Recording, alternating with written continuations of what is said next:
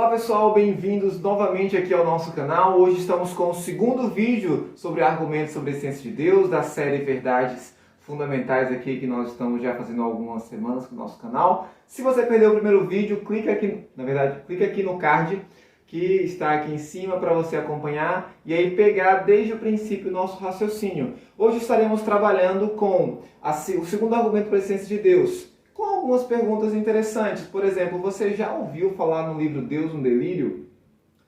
Será que o Richard Dawkins estava certo? Será que nós devemos temer e evitar certas leituras porque elas minariam nossa fé como cristão?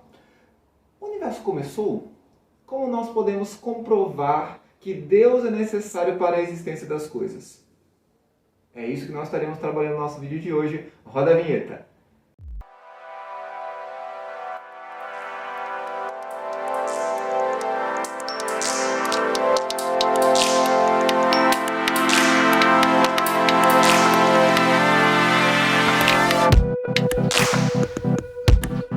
Pessoal, bem-vindos novamente aqui ao nosso canal Cristão Bíblico, um canal em que buscamos expandir criticamente o conhecimento sobre a fé que professamos.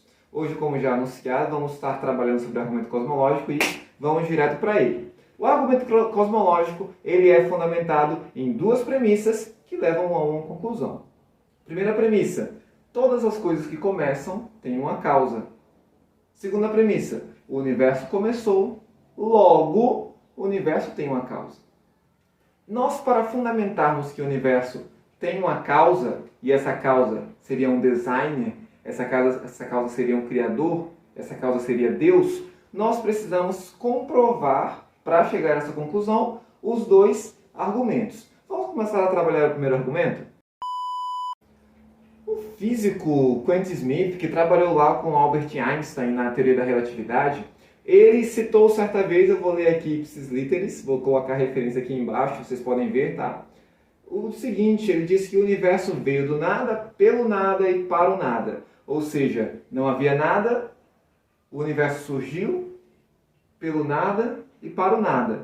Nós vivemos aqui sem razão aparente, não tem significado na nossa vida, porque do nada surgiu o universo, pelo nada e para o nada. Não temos razão de viver, não temos razão de estar aqui, porque viemos do nada, somos nada. Olha que legal.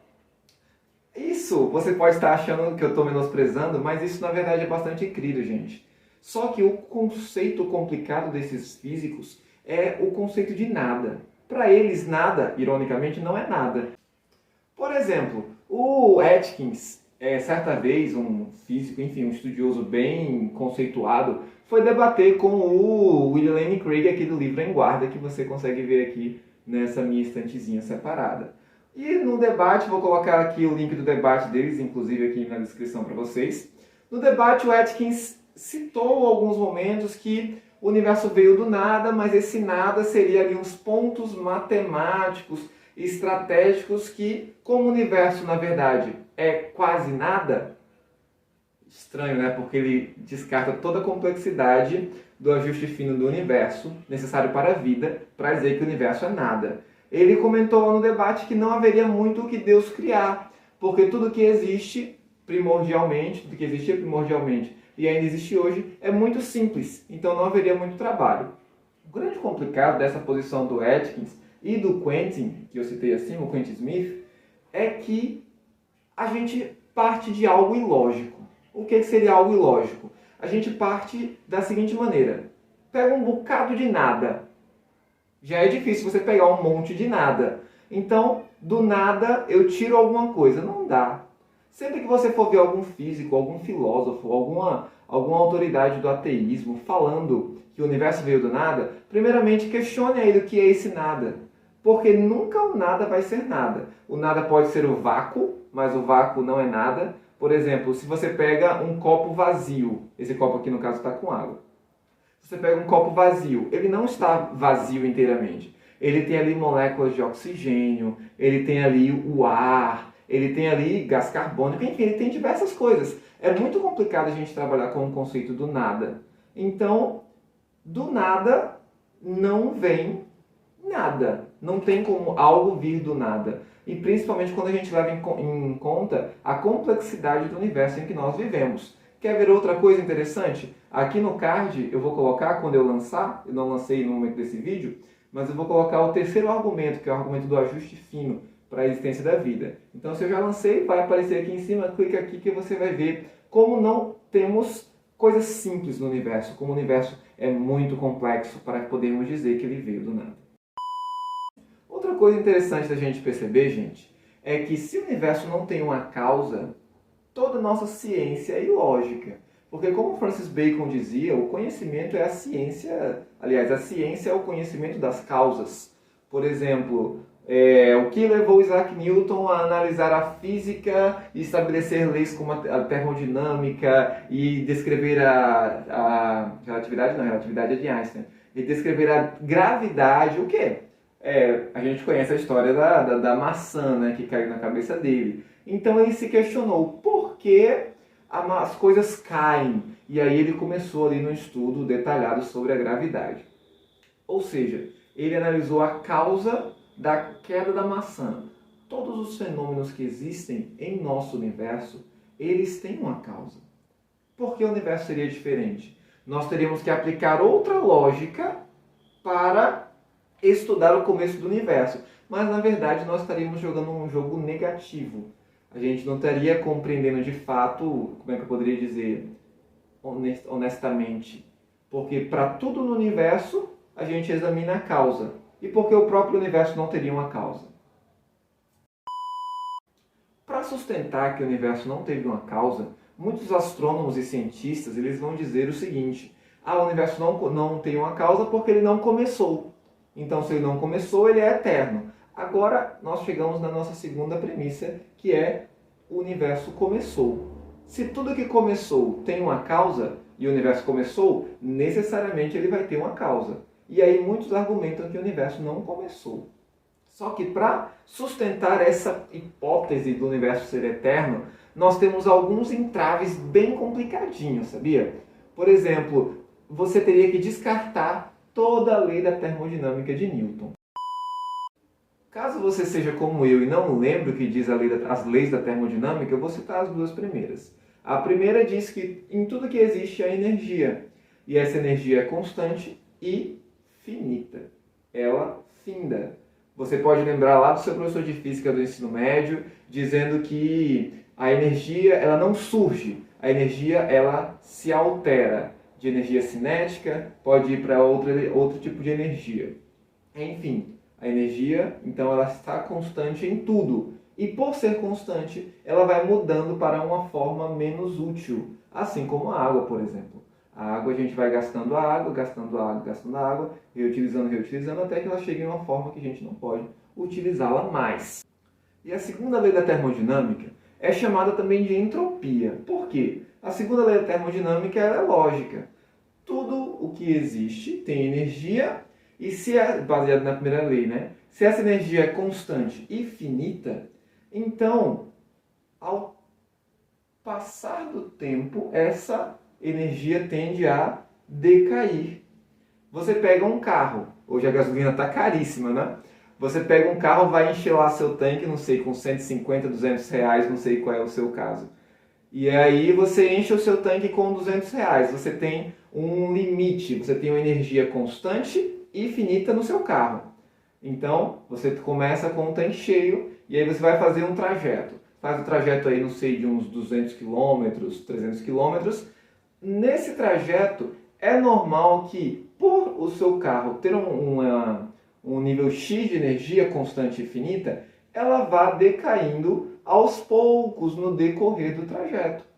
Da mesma coisa com o universo. Essa lei é chamada de entropia porque ela diz que as coisas tendem à desordem, elas tendem à desorganização.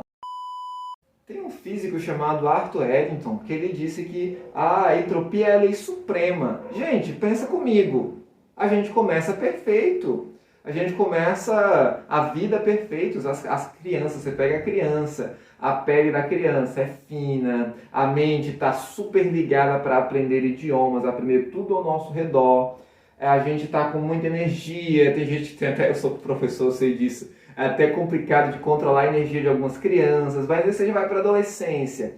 O adolescente já está mais ali morgado, já está mais ali na dele, sem querer fazer muita atividade física. Você vai para a vida adulta e aí a energia vai decaindo, você chega ali nos 40, coisas que você não fazia antes com facilidade. Talvez consiga fazer ainda mais com mais esforço. Chega nos 50, você vai mudando as atividades físicas porque não consegue mais fazer a mesma coisa. O raciocínio não é mais o mesmo. Chega nos 60, você já vai precisar aceitar as suas limitações. Percebam, é nítido e evidente, é a lei suprema das coisas. Tudo tende à desordem. Você compra um carro novo. Pronto, você compra um carro novo, ele sai zero. Agora pega esse carro 15 anos depois, ele vai estar melhor? Não. As coisas tendem à desordem. E você vai para o universo. A coisa que a gente mais escuta por aí, de professores de física, por exemplo, de programas de TV sensacionalistas, é dizendo que o Sol vai explodir a qualquer momento. É dizendo que o nosso mundo tem desordem porque as estrelas morrem, estamos vendo estrelas morrerem a todo tempo, questão da supernova, gigantes vermelhas, que é provavelmente o que o Sol vai se tornar quando explodir, vai engolir a Terra, vai engolir Mercúrio, vai engolir Marte. Enfim, nós estamos vendo que o nosso mundo tende para a desordem. A água vai acabar, a camada de ozônio vai ser destruída. Enfim, o nosso futuro é completamente de desordem. Nosso mundo tende à desordem. Então, a segunda lei da termodinâmica, que é a lei da entropia, ela é completamente aplicável. Então, se o nosso mundo tende à desordem, isso significa necessariamente que ele começou com uma quantidade X de energia e ela foi sendo desgastada ao longo do tempo. E tudo que começa tem um fim. Então, como caminhamos para o fim da humanidade, como caminhamos para o fim do planeta Terra, como caminhamos para o fim do universo, necessariamente isso indica que o nosso universo teve um princípio. Um dos ataques mais comuns a essa teoria de que o universo realmente começou, e como vocês podem ver de fato, ele começou, é a teoria elaborada por diversas pessoas, mas protagonizada pelo grande, posso dizer grande assim, o grande evangelista do ateísmo, chamado Richard Dawkins. Eu lembro de vários depoimentos de pastores dizendo que tiveram a fé abalada quando leram Deus no Delírio, até recomendando que as pessoas não lessem. Mas, gente, eu vou dar aqui a chave para vocês sobre o livro Deus no Delírio. O argumento-chave, o argumento principal do Richard Dawkins, ele diz que para destruir a teoria do designer inteligente que teria criado a Terra, é só fazer uma pergunta. Quem criou o designer? Quem desenhou o designer? Então, como nós não podemos responder quem criou Deus, entre outras palavras, nós não podemos dizer que Deus existe, que o universo começou porque foi criado por Deus. Esse daí é o argumento-chave, mas será que é um argumento intransponível? Será que a gente não pode fugir de fato, de forma alguma, desse argumento? Podemos sim, sabe? Porque utilizando até regras da lógica, como a gente está usando aqui. Por exemplo, se eu vou sempre regredindo a uma explicação, eu chego no infinito. Não é lógico, eu sempre pedi uma explicação da explicação. Ah, o universo começou. Por quê? Porque Deus criou o universo. Ok, e quem criou Deus? Deus não precisa ser criado. Diferente do universo, Deus é eterno.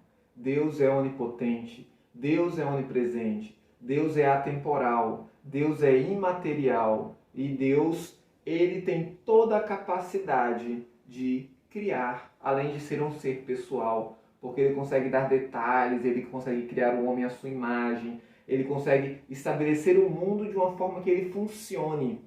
Então, a resposta para o Dawkins, de quem criou o designer, é uma resposta até mesmo ilógica, filosoficamente falando, porque a gente não precisa dar uma explanação para uma explicação, porque a gente levaria, assim, a uma repetição infinita. Ah, tá bom, quem criou Deus? Aí vamos dizer que a pessoa lá inventa na cabeça. Ok, e quem criou essa causa que criou essa causa? Quem criou essa causa que criou essa causa que criou essa causa? Não dá pra gente, isso não é ciência.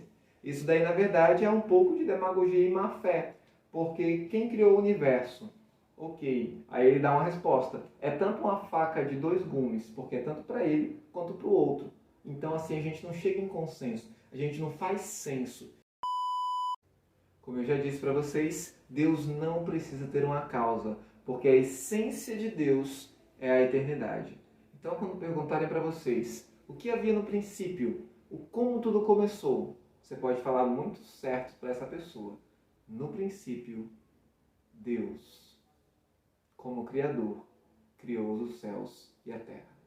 E esse é o nosso segundo argumento de como, logicamente, filosoficamente e até mesmo fisicamente, nós podemos argumentar com a cabeça por que Deus existe. Então é isso, pessoal. Obrigado por ter ficado conosco até aqui. Se você assistiu até aqui, dá um like, curte o vídeo, se inscreve aí embaixo, aciona o sininho, porque o próximo terceiro argumento, que é o argumento teleológico, já está saindo.